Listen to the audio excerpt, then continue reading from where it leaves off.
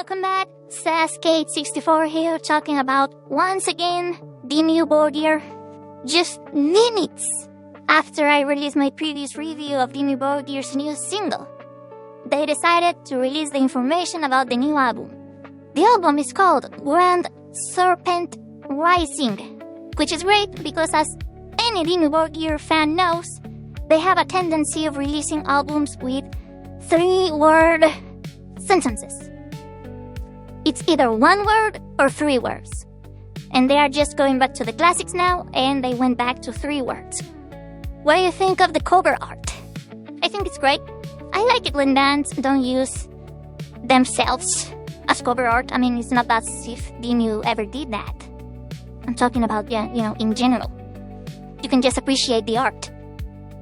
It's golden, it's black, looks elegant, as they should, because they have such a long career in Norwegian black metal.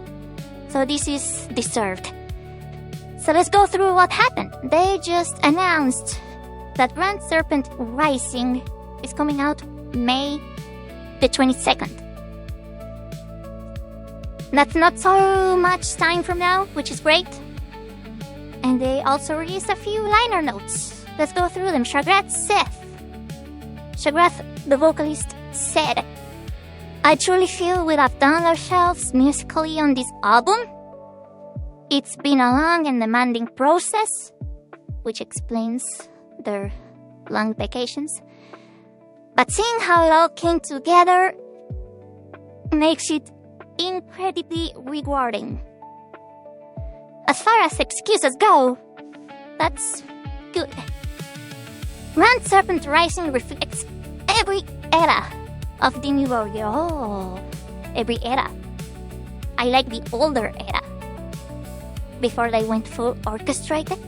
So I'm really hoping they did that too. Then it says, "This album carries echoes of every chapter of DIMMU BORGIR's legacy." Oh, that's great news. I like that. I hope he's not bullshitting us.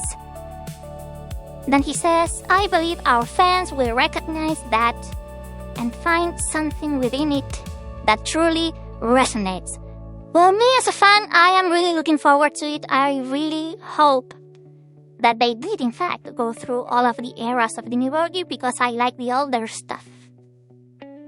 Oh, and Silenas also said something. Silenas said, "It fits perfectly. DIMMU BORGIR is a leviathan of a band." Yes, they are. Even though every few years a new member leaves, and now there's only 2 original members. Anyway, they are a leviathan of a band on a grand scale, and we are rising once again. While the serpent represents evil to some, for us, it symbolizes something else: renewal, growth, knowledge, and liberation. So dramatic. Shedding our skin, so to speak, ew, gross. And let's not forget that February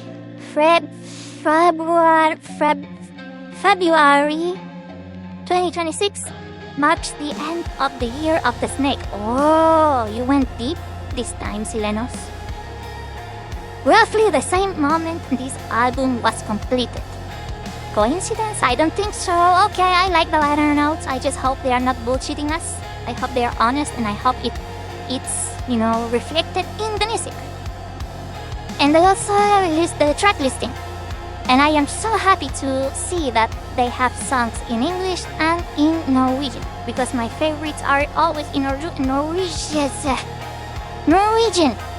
But of course, I don't understand the song titles, so we are going to translate them in real time. The first song is called Tridentium. That's not either English or Norwegian, so fuck off. Ascent. Okay, that makes sense with the theme of the album. The next song is called The Crypt Farter? The Crypt Farter? No, The Crypt Farter. Is that Norwegian? Because my translator is not translating. What's Crypt Farter? I mean, farter. It would make more sense if it was called the creep farter, because when you open a creep, it probably smells like shit, like a fart. Anyway, next one. A scene in the unseen. Ooh, dramatic. And then the single that we already reviewed, which translates to wolf dead and blood sodded. What the fuck is a sod? Number 6 is fuck. Number 6 is Repository of Divine Transmutation. Ooh, so dark. Are you sure you're not from the DC universe, DIMMU? Number 7 is How to Remember an Alchemist. Oh, but it's in Norwegian. This one is in Norwegian. Silk Minnes en Alchemist. Oh, I want to listen to that one so hard. Phantom of the Nemesis. The Exonerated. Recognizant at the principle of convergence. Oh. Shadows of 1,000 perceptions. And finally, which doesn't translate to anything because apparently this is not a Norwegian word, because Google Translate is saying that this is Albanian. What the fuck is that? Why would DIMMU BORGIR do that? What if I click on Albanian? Life. Oh. It means life in Albanian according to Google Translate. What do you think about the track listing, huh? Pretty looking forward to it. Which ones do you think are the hardest, the heaviest song in this track list? I think number 3, The Crypt Farter, and The Exonerated. For some reason, they are giving me heavy vibes. But that's not all. They also released the pre-order for the physical release of the album, which I think is great, because they have 3 editions. A true LP plus CD plus book art for $60. I will not be buying that. Pearl Waterfall 2 LP, and then just the ELP. The colors are beautiful. But the reason I'm not buying LPs anymore is because they take up too much space. And I don't even have an LP player, so what's the point?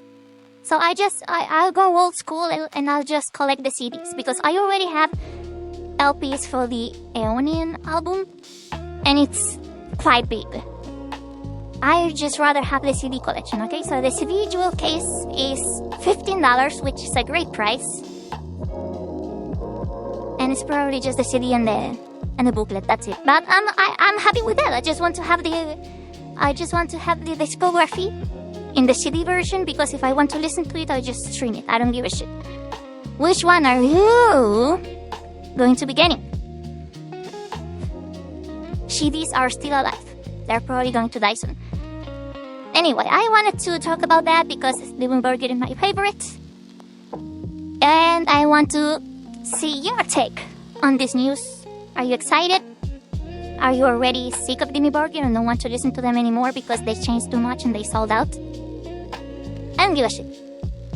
I am happy for their success. So, thank you for your precious and free attention. See you next time on another video. Please follow and subscribe. I love you. Bye bye. Bye bye. Bye bye.